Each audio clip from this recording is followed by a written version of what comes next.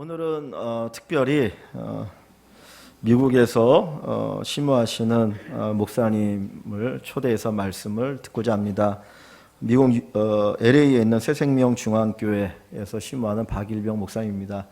저하고 학교에서 같이 이제 공부하고 그랬는데 지금 미국에서 오랫동안 계셨는데 잠시 나오셔서 말씀을 좀 부탁드렸습니다. 여러분들 많이 은혜 받으시고 또 나중에 기억나시면 기도해 주시면 좋겠습니다. 감사합니다.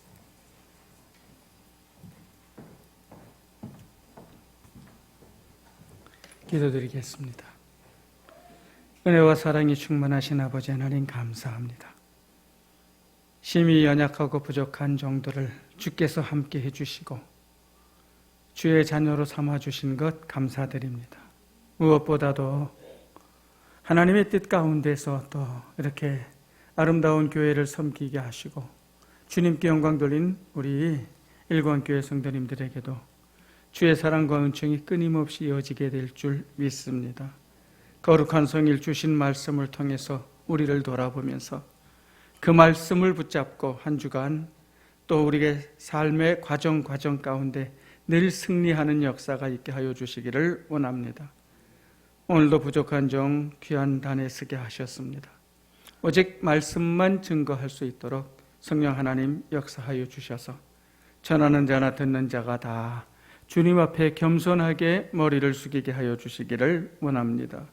예수님의 이름으로 기도드리옵나이다. 아멘. 우리 신점일 목사님께서 저를 간단하게 이름만 소개했습니다.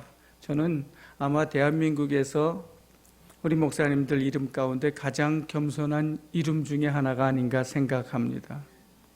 반응이 없으시네.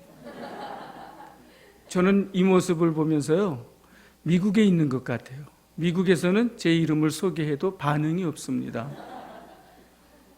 일병이 뭔지 모르니까 그래요. 근데 저는 어렸을 때부터 이름 때문에 참 많은 놀림을 받았습니다. 가는 곳곳마다 초등학교 때부터죠. 초등학교 때부터 매 학년이 바뀔 때마다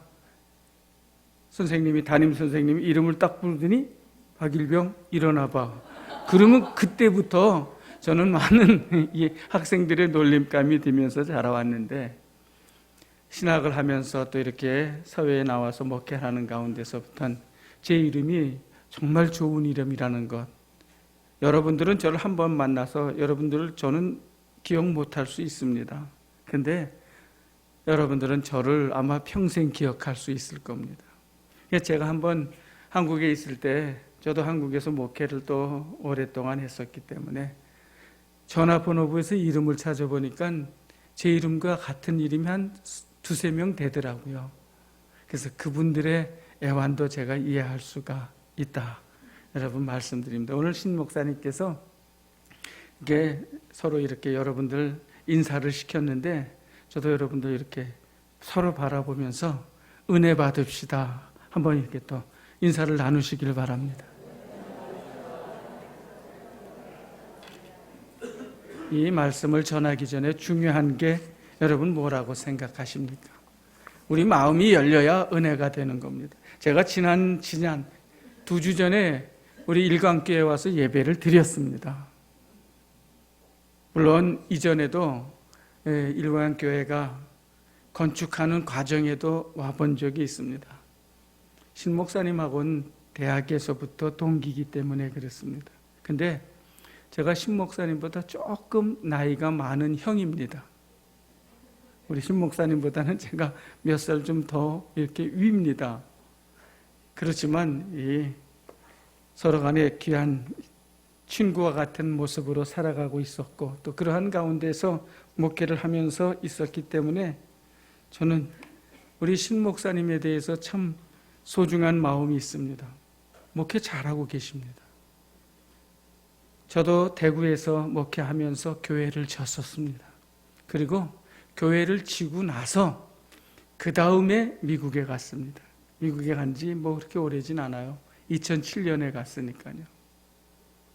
교회를 지는 과정 가운데서 이 과정 중에 어려움이 있는가 하면은 다 짓고 나서 어려움을 겪는 경우가 있습니다. 둘 중에 하나입니다. 우리 신 목사님께서는 아마 교회를 짓는 과정 중에 어려움이 있었지 않았겠는가 그렇게 또 여겨집니다. 저도 그런 경험이 있었기 때문에 그렇습니다. 교회를 또 다 짓고 나서는 그 다음에 어려움이 올 수가 있습니다. 그런데 또 이렇게 다 짓고 나서도 일광교회가 든든하게 서 있고 또 여러 성도님들의 모습을 보니까 앞으로 크게 부흥과 성장이 이루어질 것을 믿습니다. 이런데도 아멘이 안 나오면은 설교 때 아멘이 나올까? 여러분 이렇게 일광교회를 위해서 부흥과 성장이 이루어질 줄 믿습니다. 그러면요 누군가 아멘 하고 큰 소리로 딱 외쳐야지 이게 또 열린 마음이 되지 않겠는가 생각합니다.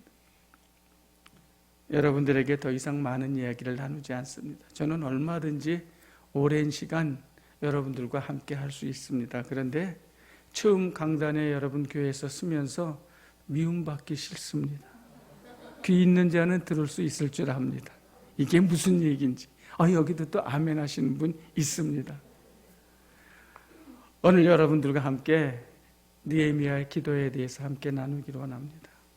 여러분 표 가운데 기도로 하나 되는 교회 이렇게 또 되어 있지 않습니까? 신앙생활에 있어서 기도만큼 소중한 것이 없습니다. 기도에 실패하면 신앙생활에 실패하는 겁니다. 믿으십니까? 다행히 여러분들 교회에 와서 보니까 기도실도 있더라고요. 1층서부터 이 지하부터 6층까지 쭉 올라가서 보니까요 없는 게 없습니다. 대예배실, 중예배실, 소예배실, 기도실, 또 사무실, 또 그리고 또 학사관도 있고요. 참 규모는 어떻게 보면 크진 않죠. 그렇지만 짜임새 있게 되어 있습니다. 여러분들의 기도와 또 목사님의 기도의 결과로서 교회가 이렇게 건축된 가운데 이루어진 모습이 아닌가 생각을 합니다. 우리 모든 일광교회 성도님들, 여러분들에게 질문하고 싶은 것이 있습니다. 얼만큼 기도하고 계십니까? 기도가 소중하다는 것은 이미 다 잘 알고 있습니다. 기도하는 가운데에서 우리의 신앙과 삶을 돌아볼 때 내 진정한 모습을 발견할 수 있습니다. 늘 기도할 수 있기를 예배에 앞서서 느헤미야를 만나기 전에 먼저 여러분들에게 기도할 수 있기를 축복합니다. 저는 개인적으로 느헤미야를 아주 좋아합니다. 왜 그렇습니까? 크리스찬 리더십을 연구하다가 보면 언제든지 느헤미야를 만나야 됩니다. 이 시대에 느헤미야와 같은 진정한 지도자가 얼마나 될까? 돌아보면 참으로 부끄러운 모습이 있습니다. 저도 그렇고요. 정말 느헤미야와 같이 기도하면서 민족을 위해서 하나님 앞에 헌신하는 그 신앙인의 모습, 그 기도하는 그 사역자들의 모습이 있을 때 하나님 기뻐하시지 않을까 생각을 합니다. 여러분들 이미 잘 알고 계실 줄 압니다. 미국에 계신 분들, 교포들은요 늘 조국에 대해서 관심이 있습니다. 그런데 관심 가운데 부정적인 모습을 가진 분들도 계십니다. 왜? 들려오는 소식이 그렇게 바람직한 소식만은 아니기 때문에 그렇습니다. 특히 리더들이요, 한국 교계의 지도자들이나 정치나 사회나 문화나 여러 계통의 지도자들에게 있어서 들려오는 소리가 온화하지 못한 모습이 들려오기 때문에 그런 모습들을 보이는 성도님들도 계시고 또 교포들도 있습니다. 그런 가운데서 저는 늘 리더십 그러면은 우리 느헤미야를 생각을 합니다. 기도하는 사람 그러면은요 다른 많은 분들도 있지만 느헤미야 기도를 생각을 합니다. 왜 그런가 하면은요 느헤미야를 만났을 때 우리는 진정한 기도가 무엇인가를 알 수가 있고요. 물론 다른 기도하는 신앙의 선진들도 많은 것을 일깨워 줍니다. 그러나 여러분들도 성경을 보면서 여러분들의 신앙에 정말 멘토가 되는 그러한 분들, 만나신 분들 계실 줄 압니다. 저도 마찬가지입니다. 그러한 가운데서 느헤미야를 아주 소중하게 생각을 합니다. 특별히 2016년 일광교회 성도님들, 여러분들이 교회에 헌신하고 하나님께 헌신하고 싶습니까? 아마 모두가 그런 마음인 줄 믿습니다. 그렇게 출발을 해도 환경이, 모든 여건이 우리를 도와주지 않기 때문에 다른 모습을 가질 때가 있습니다. 그러나 적어도요, 오늘 아직 2016년 1월이 지나지 않았어요. 오늘 1월 지나면은, 하루 지나면 2월이 됩니다. 오늘 느헤미야를 만난 가운데서 여러분들이 마음의 결심과 결단을 가지고 교회를 위해서, 하나님을 위해서, 또 성도들 서로를 위해서 헌신하기를 다짐할 수 있기를 예수 그리스도의 이름으로 축원드립니다. 느헤미야는요, 여러분들 잘 아시다시피 민족을 위해서 헌신한 사람입니다. 자기의 조국을 위해서, 자기의 신앙의 본거지인 예루살렘을 생각하면서 살아온 사람입니다. 이 환경은 원활하지 않아요. 환경은 포로로 잡혀온 사람입니다. 포로로 살아가면서 아무리 여건이 좋다 하더라도요, 여러분 한번 생각해 보세요. 아무리 여건이 좋다 하더라도요, 자유인하고 똑같을 수가 있겠습니까? 그렇지 못합니다. 그렇지만 그는 늘 하나님 앞에서 조국을 생각하고 예루살렘 성을 생각하면서 살아왔습니다. 이스라엘 백성들에게 있어서 예루살렘 성은요, 신앙의 고향이나 마찬가지입니다. 어디를 가 있든지 간에 그곳은 늘 자신들의 마음속에 자리 잡고 있는 것이 예루살렘 성입니다. 하나님의 성전이 있고요, 하나님 앞에 영광 돌렸던 그들의 신앙의 삶의 모습이 거기에 있기 때문에 그렇습니다. 이런 느헤미야가 하루는 예루살렘을 방문하고 조국을 방문하고 돌아오는 자기 형제 하나니아를 만납니다. 그때 그가 어떠한 모습을 보이고 있습니까? 조국의 상황을 물어보고 있습니다. 자신의 신앙의 본거지인 예루살렘 성에 대해서 관심을 가지고 물어보고 있습니다. 그런 가운데 그에게 들려온 소식은 사로잡힘을 면하고 남아있는 자신의 동족들이 어떠한 모습 가고 있는가? 비참한 가운데 있다는 것.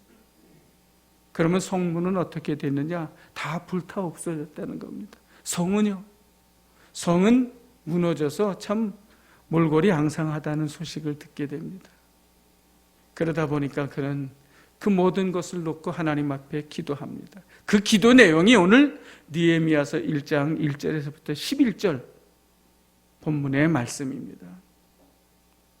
우리가 이 기도를 통해서 느헤미야를 만나고 그가 어떠한 가운데 기도했는가를 도전을 받게 된다면 저는 여러분들에게 2016년 소망이 있는 한 해가 된다고 믿고 확신합니다.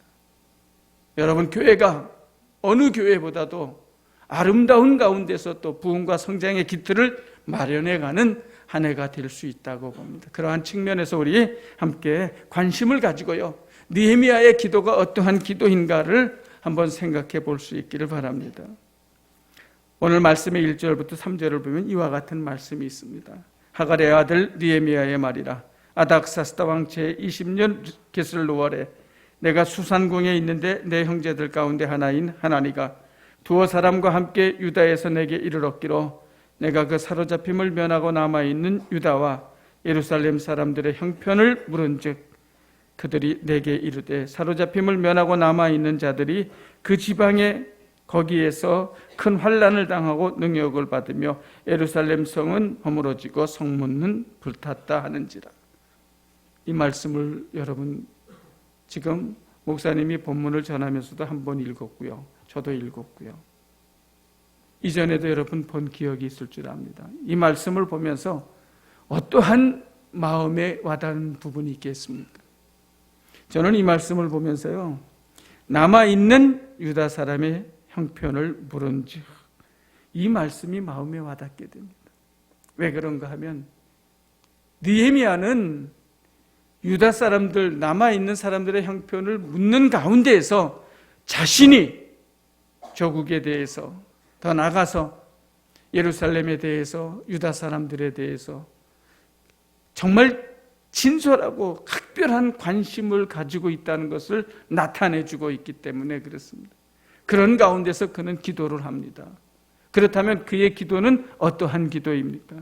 각별한 관심 속에서 드러난 그러한 가운데에서 우러나온 기도가 느헤미야의 기도입니다. 여러분들이요, 교회에 각별한 관심을 가지고 있다면요, 문제가 보입니다. 나를 교회가 무엇을 위해서 필요로 하는가, 그게 보이게 되어 있습니다. 오늘 느헤미야가 그렇지 않습니까? 제가 이전에 이 한국에서는 대학에서도 봉사한 적이 있습니다.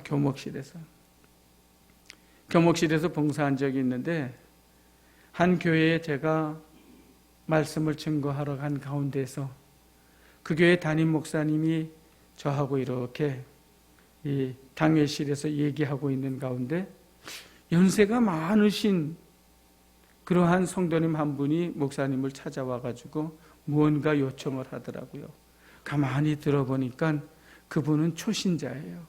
그런데 그 대학에 오랫동안 봉직했던 연세가 많으신 이 박사님이십니다. 교수님입니다. 뒤늦은 나이에 예수를 믿고 이 교회에 나와가지고선 자신이 무언가 초신자지만 할 수 있는 일이 있지 않겠는가 찾았던 것 같아요. 그분이 찾은 것이 무엇인지 아십니까? 초신자들이 교회에서 봉사할 수 있는 일이 여러분은 무엇이라고 생각합니까? 그분은요 70이 넘으신 분인데 그걸 찾아가지고 목사님한테 나 그거 시켜달라고 요청하러 왔던 것이더라고요. 주보를 나눠주는 일입니다. 교회 정문 앞에서 성도들이 오든지 아니면 다른 처음 오시는 성도들이 있든 누구든지 간에 주보는 내가 나눠줄 수 있지 않겠는가? 초신자지만 그걸 찾아서 목사님 나 이거 시켜주시길 바랍니다. 요청을 하는 거. 관심이 있으면은요 문제가 들어옵니다. 내가 무엇을 할 수 있을 것인가 발견할 수가 있고요. 하나님 앞에서 그러한 가운데 충성하며 헌신할 수가 있습니다. 저는 우리 일관교회 성도님들이 교회에 대해서 또 국가와 민족에 대해서 여러분들의 자녀에 대해서 깊은 관심을 가지고 있다고 믿습니다. 그것을 이제는 내가 이런 일을 하고 싶은 마음이 있을 때 사장하지 않기를 바랍니다. 만약에 그것을 내 마음속에서 사장하게 되면은요 아마 성령의 음성을 소멸하는 것이 아닌가 또 이렇게도 생각을 합니다. 내가 교회를 위해서 무언가 할 수 있다고 여기고 충성하려고 결심하고 다짐하는데 환경과 여건이 어렵다. 어쩔 수가 없지 않는가? 아닙니다. 환경과 여건은요 각별한 관심 속에서 기도하는 가운데 있을 때 하나님이 이루어 주십니다. 오늘 느헤미야는 그렇게 해나갔다는 것을 성경을 통해서 우리에게 말씀해 주고 있습니다. 진정한 관심은요 하루아침에 생겨나지 않습니다. 저는 여러분들에게 말씀드리고 싶습니다. 순간적이거나 거칠애적인 관심에는 후속 행동이 뒤따르지 않아요. 그냥 예의는 차렸을지 몰라도요 그 이후에 실천하는 모습은 없게 된다는 겁니다. 하나님 앞에서 예의 차리지 마세요. 하나님은 누구보다도 우리를 잘 알고 계십니다. 그저 있는 모습 그대로 드러난다는 것이 얼마나 소중한 것인지 모르겠습니다. 우리도 사람들 사이에 서로 이렇게 얘기를 나누다 보면은 이 사람이 거칠애로 얘기하는지 진정한 가운데서 얘기하는지 알게 되지 않습니까? 마찬가지입니다. 진정한 관심 속에서 주님을 만나서 함께 한다면은요, 우리들의 삶에서는 늘 도전의 역사가 일어납니다. 가만히 있을 수가 없습니다. 느헤미야의 모습에서 우린 이러한 것들을 볼 수가 있습니다. 늘 조국에 관심이 있었고요. 자기 형제들, 자기 민족에 관심을 있다 보니까, 예루살렘 성에 관심이 있다 보니까, 그곳에서 사람이 왔다 그러니까 즉시로 형편을 물어본 것이 느헤미야 아닙니까? 그러면서 그것으로 끝났습니까? 계속 후속적인 행동을 합니다. 그의 각별한 관심이 순간적인 것이 아니라는 걸 나타내 주는 겁니다. 신앙생활은요, 순발력 가지고 하지 마세요. 운동 같은 거 할 때는 순발력이 필요할지 몰라도요, 신앙생활은 우직한 가운데서 하나님이 보시기에, 또 성도님들이 보시기에 좀 미련하다 싶을 정도로 그렇게 할 때 거기에 참된 기쁨이 있고요, 평화가 있습니다. 믿으시기를 예수 그리스도의 이름으로 축원드립니다. 수많은 세월 교회에 나왔어요. 하나님 앞에서 예배도 드렸습니다. 그러나 많은 경우에 있어서 성경책을 들고 왔다 갔다 하지 않았나 돌아볼 수 있기를 바랍니다. 오늘날에는 또 이 성경 찬송 가지고 다니지도 않지 않습니까? 미국도 마찬가지고 여기도 그렇고요. 이 빔 프로젝트가 얼마나 잘 돼 있는지 그냥 앞만 쳐다보면 다 되니까 성경 찬송도 가지고 다니지 않아요. 왜 우리 후손들은 조금 더 나가면은요, 성경 들고 교회 왔다 갔다 한다는 말이 무슨 말인지 이해 못할 수도 있습니다. 그럴지라도 굳이 여러분들 성경은 들고 다니면서 늘상 그것을 읽을 수 있기를 주님의 이름으로 축원드립니다. 물론 요새 이 셀폰, 이 핸드폰이 아주 좋으니까 인터넷 통해 가지고 성경도 보고 찬송도 보고 그럽니다. 그런데 저도 미국에 있을 때 보면은요, 성도님들이 그걸 보면서 찬송도 부르고 또 이 말씀도 봅니다. 그런데 카톡이든지 뭐 메시지가 들어오면 예배 시간에도 슬쩍 그 열어보고 맙니다. 아예 닫아놓고 정말 각별한 관심은 주님께만 가질 수 있기를 바랍니다. 누구도 이겨나갈 수 없습니다. 그거 보고 찬송 부르다가 말씀 보다가 뭔가 메시지가 오고 그러면요, 열어보지 않습니까? 외도합니다, 예배 시간에. 우리 모든 이 일관교회 성도님들, 느헤미야는 각별한 관심 속에서 우러나온 기도를 우리에게 보여주고 있습니다. 관심을 가지면은요, 문제가 보입니다. 내가 해야 될 일이 무엇인가를 알 수가 있습니다. 앞서서도 말씀드린 것처럼 제가 기독교 대학에서 교목실에서 몇 년 봉사하는 가운데 갑자기 96년도입니다. 1학기 말 기말고사 때 목사님 한 분이 막 웃더라고요. 왜 그런가 했더니 기말고사 시험 본 거를 채점하다가 그냥 갑자기 웃어요. 그래서 왜 그런가 옆에서 보니까요, 이 목사님이 이 성경 개론에 뭐 안 믿는 학생들 많지 않습니까? 기독교 대학이라 하더라도. 그러니까 성경 개론에 문제를 냈는데 그 문제의 제목이 그렇습니다. 성령의 9가지 열매를 써라, 이렇게 썼습니다. 그러니까 성령의 9가지 열매 그러면 여러분들 다 아시지 않습니까? 제가 한번 여쭤봐도 되겠습니까? 저한테 얼굴 피하지 말고요. 이제 저도 앞서서 말씀드린 것처럼 이렇게 미움받기 싫습니다.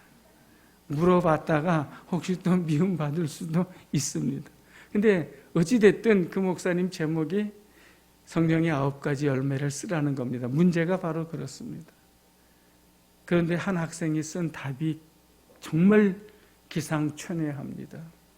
열매는 열매인데 평소에 성경 개론 시간에 아마 졸았든지 관심이 없었든지 그랬던 것 같습니다. 그래도요, 학교를 다녀보신 분들 알죠? 백지를 내거나 안 쓰고 나온 것보단 맞든지 틀리든지 몇 자 쓰고 나오면은 마음이 좀 편안합니다. 경험 있으십니까? 웃으시는 분들은 조금 수상합니다. 저도 그런 경우도 있어요. 뭐 어쨌든 맞았든 틀렸든 비슷하게 써놓고 나오면 안심이 될 때가 있는데 이 친구도 그랬던 것 같습니다. 우리 성령의 9가지 열매 사희와 충원절, 인자양 앞자만 얘기했습니다. 근데 이 친구는 뭐라고 썼는지 압니까? 사과, 배, 키위, 열매니까 과일 이름들을 썼어요. 그런데 그래도 성경에서 언급하는 과일도 나오더라고요. 무화과, 열매. 참 기상천외하죠. 근데 여기서 끝났으면 괜찮은데 조금 더 있다가 이 목사님이 다시 한번 웃어요. 왜 그런가 했더니 이번에는 문제가 이스라엘의 5대 절기를 써라 이렇게 했습니다. 그러니까 절기 5개를 쓰라는 겁니다. 근데 이 친구가 어떻게 답을 썼는가 했더니요. 아마 고민했다고 여겨집니다. 거기다 쓴 답은 절기 그러니까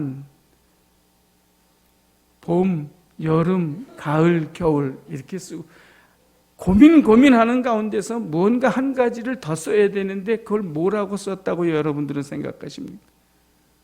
아무리 생각해도 안 나오는데 이 친구는 기발해요. 그 한 가지를 4계절을 쓰고 나서 한 가지가 부족하니까 거기다가 환절기. 우리 지금 웃었어요. 근데 신앙생활에 관심이 없고 예수님께 관심이 없고 교회에 관심이 없으면 우리도 이 모습 될 수 있습니다. 목사님이 이 학생들 괴롭히기 위해서 문제를 그렇게 냈는가? 저는 아니라고 봅니다. 점수 주기 위해서 조금만 관심이 있으면은 그렇게 문제를 냈지만 그것마저도 관심이 없기 때문에 엉뚱한 답이 나오는 거예요. 우리 신앙생활에 정말 소중한 것이 무엇인가 돌아볼 수 있습니다. 여러분과 저 우리 모두 교회에 관심을 가지고 주님께 관심을 가지고 믿음 생활에서 승리하며 기도하는 가운데서 느헤미야처럼 하나님께 영광 돌리며 응답받는 기도를 할 수 있도록 예수 그리스도의 이름으로 축원드립니다. 느헤미야의 기도를 통해서 오늘 또 무엇을 돌아볼 수 있는가? 4절 말씀을 보면은요, 그의 기도가 얼마나 진솔하고 솔직한 기도인가를 우리는 볼 수가 있습니다. 4절을 한번 제가 읽어보겠습니다. 내가 이 말을 듣고 앉아서 수일 동안 슬퍼하며 하늘의 하나님 앞에 금식하며 기도하여. 느헤미야는 고국의 소식을 듣고 예루살렘 성은 회파되고 성문은 다 불탔고 남아있는 자들은 능욕을 받으면서 고통과 고난 가운데 있다는 그 소리를 듣고 하나님 앞에 기도합니다. 그런데 어떻게 기도합니까? 수일 동안 슬퍼하며 하늘의 하나님 앞에서 금식하면서 기도했다고 했습니다. 장성한 성인이요, 눈물을 흘리면서 슬퍼하면서 기도하는 것 쉽지 않습니다. 그런데 그는 하나님 앞에서 진솔한 감정을 그대로 드러납니다. 솔직한 기도를 드리고 있는 겁니다. 우리 모든 성도님들, 우리가 눈물을 흘리면서 기도할 때 주변을 의식합니까? 아마 큰 문제로 인해서 이러한 기도에 몰입하는 분들은 주변을 의식하지 않을 줄 믿습니다. 그러나 신앙생활하는 가운데 얼마만큼 하나님 앞에서 우리가 진솔한 기도를 드렸는가 한번 돌아볼 수 있기를 바랍니다. 앞서서도 말씀드린 것처럼 기도에 실패하면 신앙생활에 실패하는 겁니다. 우리 공적인 기도나 여러 사람들 앞에서 기도할 때 내 감정을 다 드러낸 적이 있습니까? 진솔하게. 환경을 때로는 볼 때가 있고요, 그 여건 때문에 우리는 기도하는 가운데서 한 자락 딱 깔고 기도할 수도 있습니다. 오늘 느헤미야는 그러한 모습이 아니라는 겁니다. 소식을 듣고 슬퍼하면서 수일 동안 금식하는 가운데에서 있는 모습 그대로 하나님 앞에 들고 나갑니다. 그의 기도가 이렇게 진솔한 기도입니다. 하나님 앞에서 솔직한 기도를 드리고 있습니다. 혹시 여러분들 기도드리면서 환경에 좌우되고 사람을 바라보면서 기도한 경우가 없습니까? 이러한 기도는요,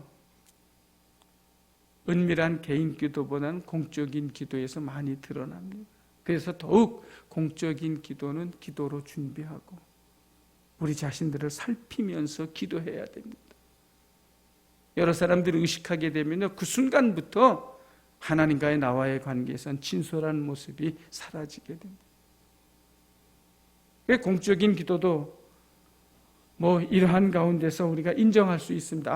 환경이 그러니까 또 사람을 볼 수도 있지 생각할 수도 있습니다. 그런데 개인 기도는 어떻습니까? 개인 기도에서마저 우리가 진솔한 모습으로 하나님 앞에 기도하지 못한다면 우린 신앙생활 실패한 겁니다.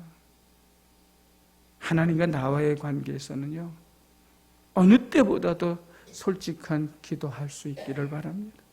그럴 때 하나님의 역사를 체험하며 하나님의 살아계심을 느낄 수가 있을 줄 압니다. 느헤미야는 오늘 그렇게 기도를 했어요.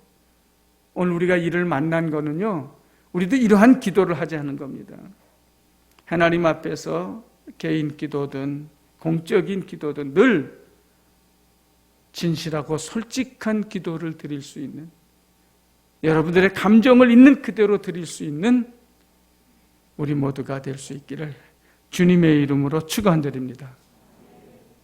그래도 오늘 아멘 소리가 여기까지 들립니다. 제가 부흥 강사는 아닙니다. 저도 그냥 일반 목회를 오래 이렇게 했기 때문에. 근데 부흥 강사 한번 흉내를 내보겠습니다. 부흥 강사님들 그렇게 하더라고요.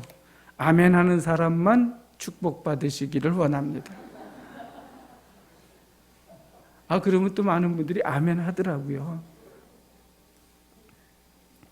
느헤미야 기도가 우린 둘을 생각했죠. 각별한 관심 가운데 기도했고 진솔하고 솔직한 모습을 드러냈고요. 거기서 멈추지 않습니다. 그가 이렇게 기도를 드릴 수 있었던 이유가 오늘 말씀을 통해서 우리에게 일깨워주면서 그가 드린 기도가 어떠한 기도인가를 또 나타내주고 있습니다. 5절의 말씀입니다. 우리 다 같이 읽어보도록 하겠습니다. 시작. 이르되 하늘의 하나님 여호와 크고 두려우신 하나님이여 주를 사랑하고 주의 계명을 지키는 자에게 언약을 지키시며 긍휼을 베푸시는 주여 간구하나이다. 무슨 말입니까? 느헤미야는 누구보다도 하나님이 어떠한 하나님이신가를 잘 알고 있는 사람이라는 겁니다. 그가 만난 하나님, 그 하나님이 어떠한 하나님인가? 성경에 하나님에 대해서 한 절로 표현한 것 가운데 가장 함축적인 것 가운데 하나가 있다면 바로 이 말씀입니다. 이르되 하늘의 하나님, 크고 두려우신 하나님. 무슨 하나님입니까? 하늘의 하나님. 온 우주를 주관하시는 하나님이십니다. 천지를 주관하시는 주권자 되신 하나님을 그는 알고 있습니다. 거기서 멈추지 않습니다. 크고 두려우신 하나님, 경외의 하나님이라는 겁니다. 우리가 경외라는 말이 무슨 말입니까? 두렵고 떨림으로 하나님을 섬긴다는 의미입니다. 크고 두려우신 하나님, 언제나 영광과 존귀를 받으시고 우리가 경배하고 경외해야 할 하나님이라는 사실을 그는 알고선요, 그 하나님에 대해서 언급하고 있습니다. 또 주의 계명을 지키는 자에게 언약을 지키시는 하나님. 무슨 말입니까? 약속에 신실하신 하나님. 다른 표현으로 하면 미쁘신 하나님 아닙니까? 이거 지금 그가 한 절의 말씀에서 그가 만났고 체험했고 함께했던 그 하나님을 지금 고백하고 드러내고 있습니다. 그 하나님께 그는 기도를 드리는 겁니다. 더 나아가서 긍휼을 베푸시는 주여 간구하나이다. 사랑의 하나님, 긍휼의 하나님을 만났다는 겁니다. 그는 알고 있습니다. 누구보다도 하나님을 잘 알고 그 하나님 앞에 기도를 드린 것이 느헤미야의 기도를 드립니다. 우리의 기도는 어떻습니까? 우리 한번 돌아볼 수 있기를 바랍니다. 언제나 우리를 필요를 채우시는 하나님으로만 알고 있지 않은가? 한번 돌아볼 수 있기를 바랍니다. 내게 존속된 하나님, 내게 종과 같은 하나님의 모습으로 알고 있지 않은가 돌아볼 수 있기를 바랍니다. 진정으로 하나님을 하나님으로 인정하고 삶의 과정에서 신앙생활에서 느헤미야처럼 천지를 주관하시는 하나님, 약속을 지키시는 신실한 하나님, 사랑의 하나님, 긍휼의 하나님을 만날 수 있기를 예수 그리스도의 이름으로 축원드립니다. 그러면 그분에 대해서, 그 하나님에 대해서 분명한 고백과 함께 기도를 드릴 수가 있습니다. 작은 하나님, 큰 하나님에 대한 이야기를 말씀드리겠습니다. 유명한 설교가인 존 허프만 목사님이라는 분이 있습니다. 그의 자서전격인 저서가 있습니다. 누가 여기에 책임자인가? Who's in charge here? 이렇게 해서 누가 여기에 책임자인가? 그런 제목의 책이 있습니다. 그는 거기에서 이러한 경험담을 썼습니다. 프린스턴 신학교를 나와서 12년 동안 목회를 했지만 성공적이지 않았습니다. 그래서 고민합니다. 목사를 그만둘까? 이 정도까지 좌절감을 겪은 목사님입니다. 그러던 어느 날 모교에서 실시하는 목사 연수 교육에 참여합니다. 그곳에서 예전에 존경하던 자기의 스승인 노 교수 로버트 윌슨 박사를 만납니다. 그러면서 자기의 지금 현재의 문제를 서로 이렇게 상담하고 토론하고 있었습니다. 그때 이 노 교수가 존 허프만 목사님에게 이렇게 얘기합니다. 자네는 12년 동안 작은 하나님을 믿었건 큰 하나님을 믿는 자가 되게 하고 충고를 했습니다. 작은 하나님을 믿는다는 게 무엇입니까? 내 경험, 내 체험, 내가 깨닫지 못한 정말 내 수준에서 생각한 하나님을 믿었다는 겁니다. 큰 하나님은요, 내 생각을 뛰어넘고요, 나는 불가능하다고 여겨도 하나님은 하실 수 있다고 믿는 그 하나님을 바라보고 신앙생활하고 목회하라는 겁니다. 우리가 그러한 모습으로 신앙생활하고 있지 않은가 돌아볼 수 있기를 바랍니다. 불가능은 없습니다. 믿으십니까? 불가능은 없습니다. 하나님을 믿는 사람들에게는요, 우리 하나님이 함께 하시면 불가능이 가능하게 됩니다.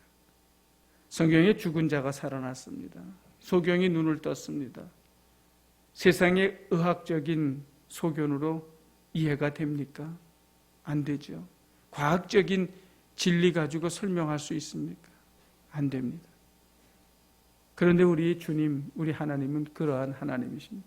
오늘 느헤미야는 그러한 하나님을 만나서 비록 포로였지만 그 하나님과 동행하는 가운데 있었기 때문에 자기가 기도하면서 그 하나님을 언급을 합니다. 천지를 창조하고 지으신 주관자이신 하나님, 한번 약속하신 것을 끝까지 지키시는 신실하시고 미쁘신 하나님, 긍휼의 하나님, 자기가 체험한 하나님을 고백합니다. 그 하나님께 기도하고 있습니다. 그래서 느헤미야의 기도는요, 하나님이 어떠한 하나님인가 바로 알고 그 하나님께 드린 기도입니다. 여러분들도 신앙생활하면서 하나님에 대해서 다시 한번 돌아보면서 혹시 내가 작은 하나님을 믿고 있다면 큰 하나님을 믿는 여러분과 저 우리 모두가 되기를 주님의 이름으로 축원드립니다. 뿐만 아닙니다. 짧게 이제 또 하나를 말씀드리겠습니다. 느헤미야 기도는 6절, 7절을 보면은 동일시한 기도입니다. 무슨 말인가? 제가 읽겠습니다.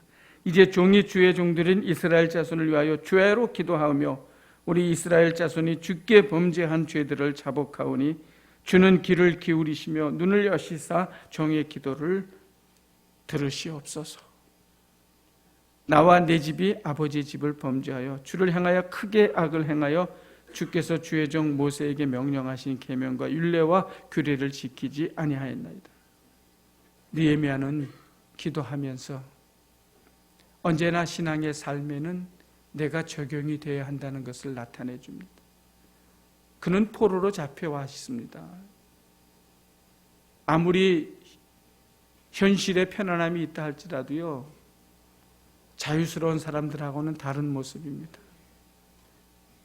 어찌 보면은 자신은 큰 문제가 없어요.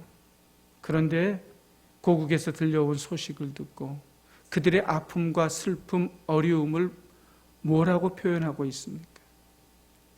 그들의 죄 때문이라고 언급하지 않아요. 나와 내 아버지 집이 범죄했다고 그들의 어려움을 자신의 것으로 받아들이고 있습니다. 그러면서 기도하고 있어요.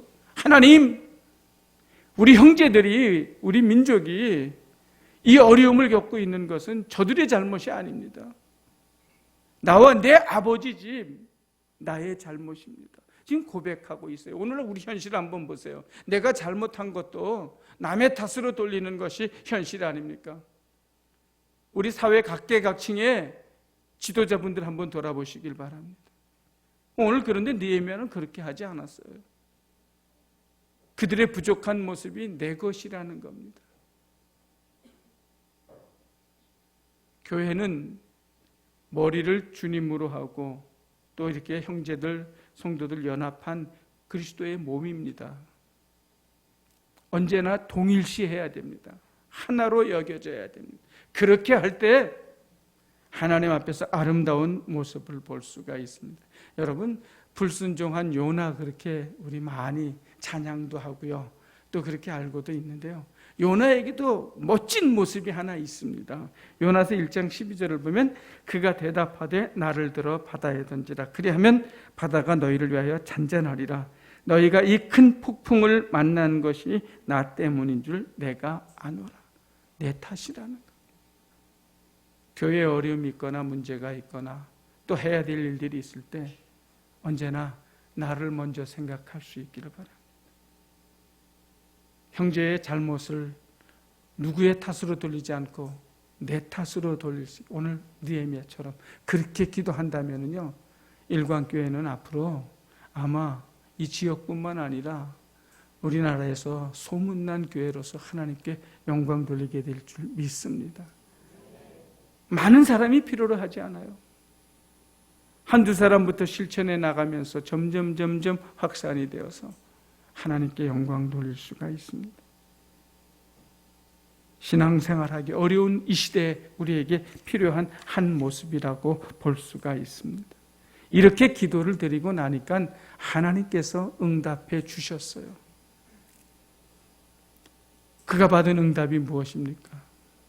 그때 내가 왕의 술관원이 되었다. 핵심적인 측근이 되어가지고 나중엔 유다 총독으로 오지 않습니까? 하나님께서 그를 사용하신 겁니다. 우리가 이렇게 기도를 드릴 때 하나님은 우리를 사용하여 주셔서 하나님 영광 돌리게 하시고 하나님의 귀중한 사명을 감당하게 할 줄 믿습니다. 교회에서 이러한 가운데서 기도드리면서 주님의 뜻을 이뤄간다면요, 일광교회는 소문난 아름다운 교회가 되고 어떠한 문제가 여러분들 앞에 놓여 있다 할지라도 능히 극복하면서 넘어갈 수 있을 줄 믿고 확신합니다.